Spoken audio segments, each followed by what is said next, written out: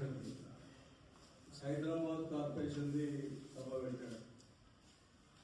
అది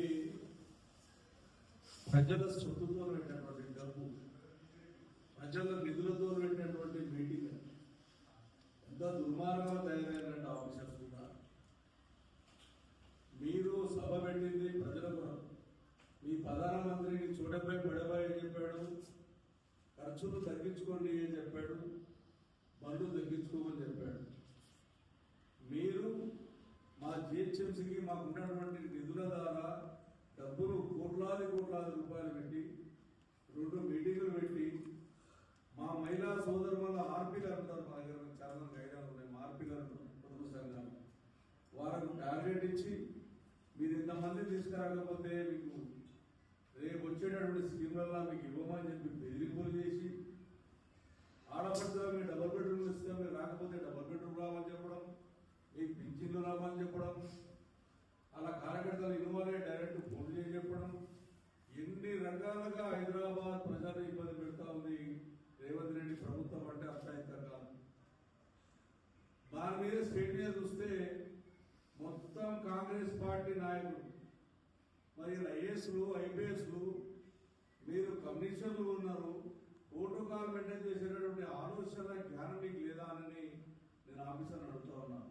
ఎవరు దొరుకుతాక పైకెక్కి రాజకీయ స్పీచ్లు, మాకేమో మనం రమ్మంటారు, మా నాయకులు తిట్టే ప్రయత్నం చేస్తారు. హైదరాబాద్ నగరం ఈరోజు బాగుపడ్డది అంటే, ఈరోజు హైదరాబాద్ బాగుపడ్డది అంటే అది కేటీ రామారావు గారి, కేసీఆర్ గారి నాయకత్వంలోనే ఇంటికి మంచినీళ్ళు వచ్చాయి.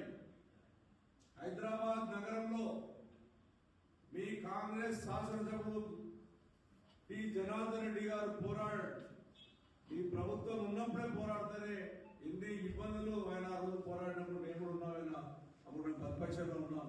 అయినా నీళ్ళు లేనటువంటి కాంగ్రెస్ పార్టీ కేసీఆర్ గారు వచ్చిన తర్వాత హైదరాబాద్ నగరానికి 24 గంటల కరెంట్ ఇచ్చి, ఇంటింటికి మంచి నీళ్ళు ఇచ్చి, ప్రతి కాన్ఫరెన్స్ కి 9, 10, 18, 20 రిజర్వ్ ట్యాంకులు కట్టి, ఒక కాన్ఫరెన్స్ కి 400-500 కిలోమీటర్ల పైప్ లైన్ వేసి మేము మంచినీళ్ళు ఇస్తే, ఇంతకుముందు మాకు ఉన్నటువంటి శాసనసభ్యులు చెప్పినట్టు ఈ రోజు గుండెల ప్రదర్శన వల్ల స్టార్ట్ అయింది.